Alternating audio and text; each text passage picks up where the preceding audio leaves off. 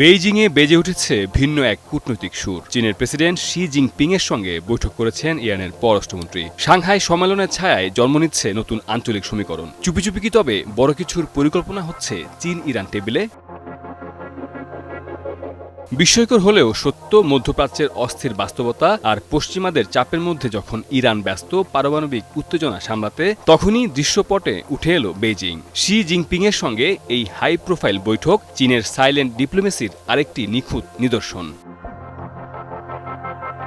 ইরানের পররাষ্ট্রমন্ত্রী আব্বাস আরাকচির এই সফর শুধুমাত্র সাংহাই সহযোগিতা সংস্থা বা এসসিও এর পররাষ্ট্রমন্ত্রী পর্যায়ের বৈঠকে অংশ নেয়ার মধ্যেই সীমাবদ্ধ নয়। এর মূলে আছে চীন ইরান স্ট্র্যাটেজিক সম্পর্কের একটি গভীর বার্তা। বৈঠকটি হয়েছে একান্তভাবে, গ্রুপ মিটিংয়ের আগেই। এই টাইমিং এবং সেটিং বলছে বেইজিং চাচ্ছে সরাসরি মঞ্চের বাইরেও খেলাটা নিজের নিয়ন্ত্রণে আনতে। টানা সপ্তমবারের মতো বেস্ট টিস্যু পেপার ব্র্যান্ড হিসেবে স্বীকৃতি পেয়েছে বসুন্ধরা টিস্যু। বিশেষজ্ঞরা বলছেন এই বৈঠকের তিনটি প্রধান বার্তা আছে। চীন ইরান স্ট্র্যাটেজিক গভীরতা। পশ্চিমাদের নিষেধাজ্ঞা উপেক্ষা করে চীনই এখন ইরানের সবচেয়ে নির্ভরযোগ্য অর্থনৈতিক ও কূটনৈতিক অংশীদার। 25 বছরের স্ট্র্যাটেজিক পার্টনারশিপ, যেখানে $400 বিলিয়ন বিনিয়োগের পরিকল্পনা আছে, সেটি ধীরে ধীরে বাস্তবের রূপ নিচ্ছে। এসসিও ফোরামের ভূরাজনৈতিক মঞ্চ।